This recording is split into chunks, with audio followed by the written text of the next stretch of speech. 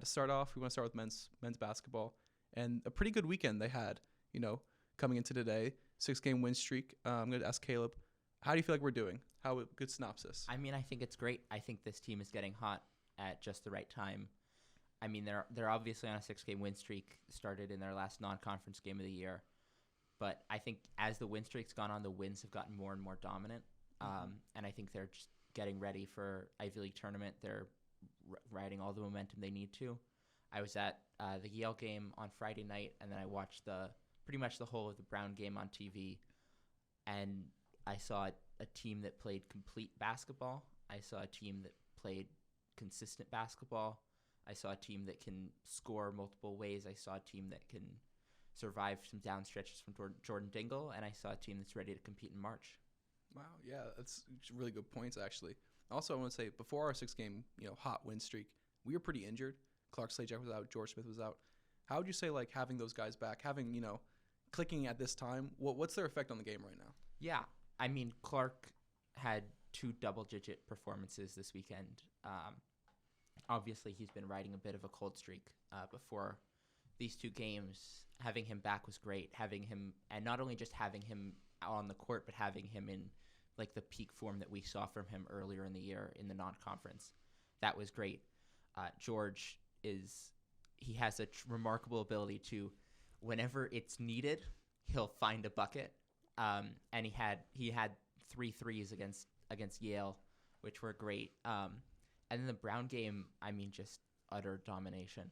Yeah. I mean, he wasn't really needed to have any clutch shots because it was 30-10 and never really got close again.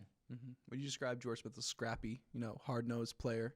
I mean, anyone who comes out with a face mask, and can rep it with authority, with confidence, even. With confidence, he looks great in it. I feel like everyone should check him out. I agree. Google. I agree. And also, yeah, to talk about the return of Clark Slajak, he was a leading scorer in that game with 19. He had a great performance. He's finally coming out of a cold streak he's had for a bit. So, it's good to see him getting in form at the right time of the season because he's struggled for the past, previous games. Yeah, it's definitely great to see him come back. His floaters were on point. He didn't take too many threes against Yale, but shot from the mid-range. That was great. Another thing against Yale especially was just the team's grit and determination. Nick Spinoso got called for a technical foul, which was the program since I can remember it, probably the first all year. Mm-hmm.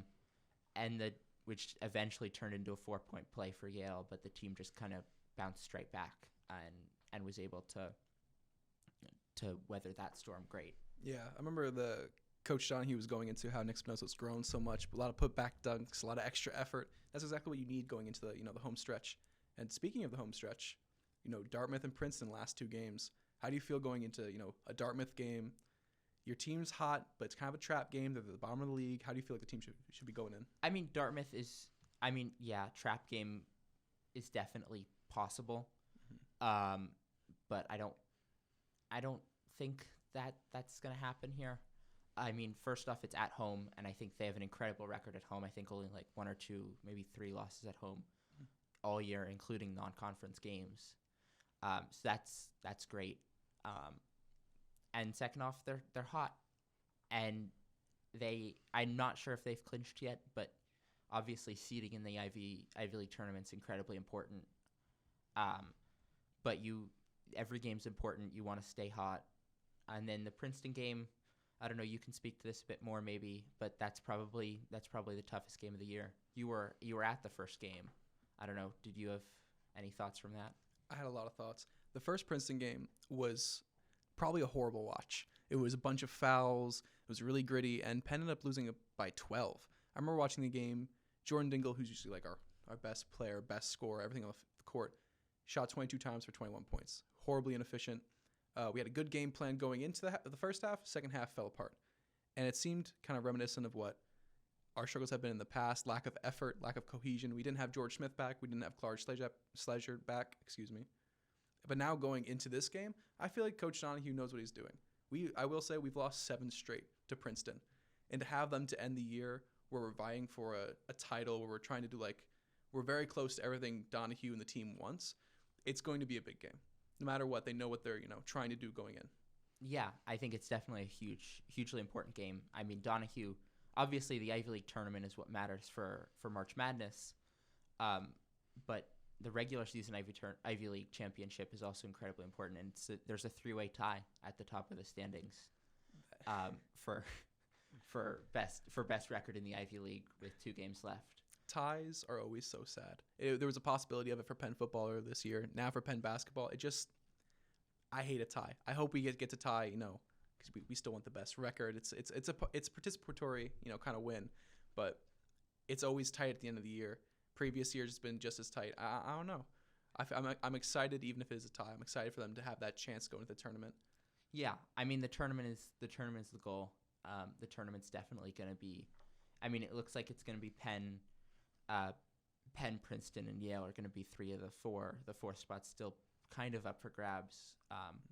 Obviously, you want that top seed so you can play the 4th, but at the end of the day, it's a single elimination college basketball game, and anything can happen. I don't know. What do you think of Penn's chances once they get to the tournament? I think recently they've been the best team in the league, in the Ivy League specifically. I think that's not a super biased opinion to take, but I love this team. Ever since George Smith, Clark Sledger, it's been back, they have been dogs. I love some dogs. I'm from Philly. We love dogs. I'm going to say it one more time, dogs. Anyway, this team's great. They play great defense. They finally clicked the end of the year. They're finally healthy. And going in, the teams that have beat us, it wasn't some miraculous. They were better shooters. They're more talented. Princeton, even the team that I remember thinking is probably our worst divisional loss this year, they didn't do anything but outwork us.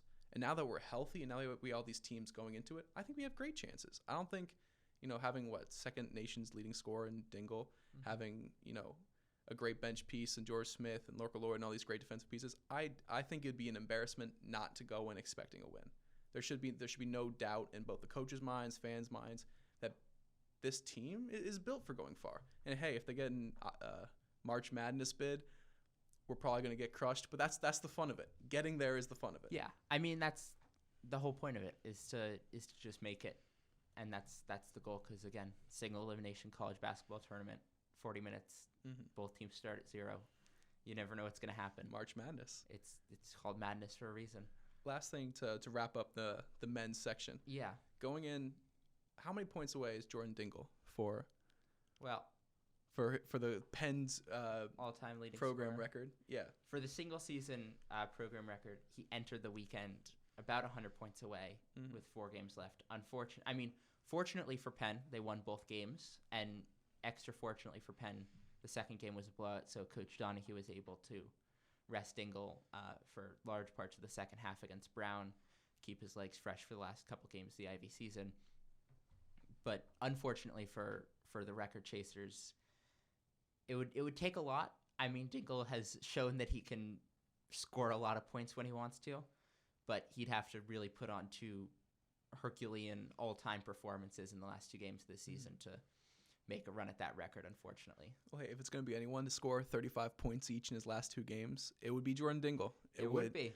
If Donahue wants to, say we get a quick lead against Dartmouth, I don't think he pulls him. I think he lets him shoot as much as he wants. I disagree with you, but I think it would be fun for him to shoot as much as he wants up 20, but I think Donahue's going to pull him if he... It's fair, but either way, it's a fun thing to look out for. Program record coming up. If not this year, maybe next year.